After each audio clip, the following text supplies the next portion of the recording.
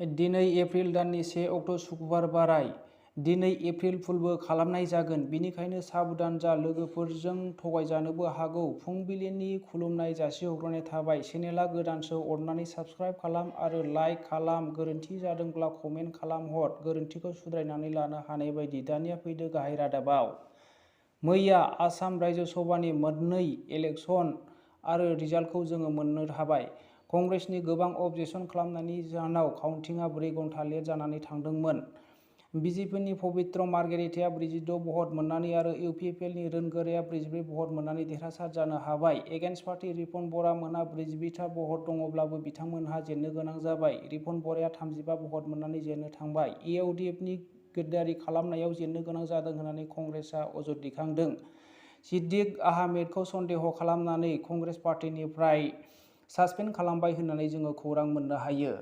BTR ओनसोलनि थाखाय मोनसे गोजोनथाव खौरां। जानला मोनला सन्देह सुबुंफोरखौ इनकाउन्टार खालामनाय आयेनखौ जोंनि बिटिआर सरकारनिफ्राय बिटिआर ओनसोलनिफ्राय बोखारनानै लानाय जाबाय। दा एरेस्ट वारेन्ट नङाब्ला रावखौबो जेबो खालामनो हानाय नंलिया। आरोबाव साबधान जानो गोनां, 9था जिल्लाफोराव आरो 1 साब डिभिजनाव दासिमबो बे आयेना दङ। बे जायगायाव जानला मोनला आर्जेन्ट खामानि नङाब्ला, गोनांथि नङाब्ला थाङैया मोजां। जोंनि गासै बिटिआरनि सुबुंफोरा डिब्रुगड़, तिनिसुकिया, सराइदेउ, शिबसागर, जरहाट, गलाघाट, डिमासा, कार्बि आंलं आरो काछार जिल्लानि लखिमपुर महकुमायाव दासिमबो बे आयेना दं होननानै जों मिथिनो मोनो। बिटिआरनि चिफ प्रमद बर'आ पिएम नरेन्द्र मदि आरो नखर मन्त्रि अमित शाहखौ गोजोननाय जासिहरदों। मानोना बेबायदि आर्म्ड फर्स स्पेशेल पावार एक्टआ थाबाय थायोब्ला ओनसोला दावगानो हाया। बिनि थाखायनो बिथाङा सेन्ट्रेल सरकाराव थानाय पिएम नरेन्द्र मदि आरो नखर मन्थ्रिखौ गाहाम मोननाय हामलायहरो। आनइमप्लय एक्सचेन्ज कार्ड अनलाइनजों खालामनाया दिनैनिफ्राय मुंबो सरकारि एप्लाइ खालामनायाव सोलिनाय नंला। अनलाइन रेजिस्टार खालामनानै लादो दिनैनिफ्राय। फैबाय थानाय 14 एप्रिलनिफ्रायहाय क्लास 8 निफ्राय 26,441 भेकेन्सि ओंखारदों। बेवहाय एप्लाइ खालामनोबा गोसो गुदुं गोनां मानसिफोरा रेजिस्ट्रेसन खालामनानै लानो हागोन। गावनि मबाइलजोंबो आरो खाथिनि कम्पिउटार दखानावहाय आपल'ड खालामनानै लानो हागोन आरो रेजिस्ट्रेसन खालामनानै लानो हागोन। गलाघाट जिल्लानि मिरापानि ओनसोलाव बुरिसा गामिनि सासे 40 बोसोरनि सासे आइजोखौ हानि दावराव-दावसि जानायाव बुथारदों दिलीप गगৈ मुंनि सुबुङा। बुथारजानाय सुबुंनि मुंखौ जानमणि बरा होननानै मिथिनो मोननाय जादों आरो बिसाजोखौबो बिमायनो बुग्लिदों होननानै जों मिथिनो मोननाय जादों। बिसाजोनि मुङा पुरिसमिता बरा होननानै मिथिनो मोननाय जादों। दा दिलीप गगैखौ जोबथेसालियाव दैथायहरबाय होननानै जों मिथिनो मोननाय जायो। वेस्ट बेंगलनि सीएम ममता बेनार्जी मम' बानायनाया ससियेल मिडियायाव गोसारदों। बेयो मोनसे इन्सपिरेसन आरो थुलुंगानाय बाथ्रा होननानै गोबां सुबुंफोरा ससियेल मिडियायाव कमेन्ट खालामदों। दिल्लीनि सीएम अरविन्द केजरीवालआ दिनै गरिब सुबुंफोरनो इलेक्ट्रिक अट' रिक्सा राननानै होगोन 3,500 था।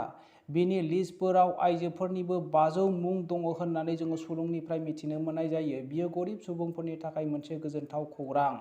कंग्रेसनि आफादगिरि सनिया गान्धीआ मनरेगाया मोनसे गरिब सुबुंफोरनि थाखाय थुलुंगानाय आरो मोनसे मोजां जादों कभिड-19आव होननानै बिथाङा खौरांनि गेजेरजों मिथिनो मोनदों आरो सेन्ट्रेल सरकारखौ बिथाङा सोंखारिनानै बुंदों दासिमबो महात्मा गान्धी राष्ट्रीय गान्धी अनसुंथाइ ग्रामीण अनसुंथाइखौ बिथांमोना होफुंनो हायाखै। थाबैनो होफुंनांगौ।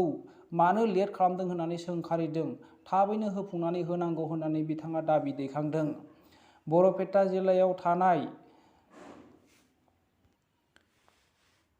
थांनाय समाव उखिल आइजोखौ बुथारग्राफोर आरो बुथारग्रा अस्त्रफोरखौहाय खाथिनि बिलिंगी दैमानिफ्राय बोखांनो हानाय जाबाय। जों बे उखिलनि मुंखौ रिनिमिया बेगम होननानै मिथिनो मोननाय जादों आरो बुथारग्राफोरनि मुंखौ जों फारियै जाकिर आली, आजानुर आली, मुनमुन बेगम, सिरा आली आरो बापकन होननानै जों मिथिनो मोननाय जादों। दा बिसोरखौ ओनसोलनि सुबुंफोरा फासि होनांगौ होननानै दाबि दैखांदों। एमएलए अतुल बरा आसामनि सिमानि सायावहाय बुंदों गोलाव सम आसाम सिमानि जेंनाया 20निबो बारा पाब्लिकफ्रा थैनो गोनां जादों आरो थांनाय 2014 आरो 2015आवहाय गलाघाट जिल्लानि पाब्लिकफोरा 13सो सुबुंफ्रा थैनो गोनां जादोंमोन। दा बेनि जेंनाखौहाय थाबैनो सुस्रांनो थियारि होननानै बिथांमोनहा खौरांनि गेजेरजों फोरमायदों। बेनि जेंनाया अरुणाचल प्रदेश, मेघालया, मिज'राम, नागालेण्ड बे सिमानि जेंनाया दासिमबो जोबाखै। दा बेखौ थाबैनो फोजोबगोन होननानै बिथांमोनहा फोरमायथिदों। बिटिआर ओनसोलनि क'क्राझार जिल्लानि बिसमुरि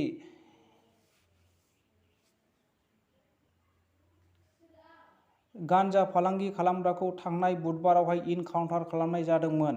बिनि मुंखौ मुकेश कुमार होननानै मिथिनो मोननाय जायो। दा बेखौ क'क्राझार सिभिल हस्पिटालावहाय फाहामगासिनो दङ। दिनैनि रादाबा एसेनोसै। जोबनायसिम खोनासंनायनि थाखाय बयनिसिमबो साबायखर थाबाय। गोजोन्थों।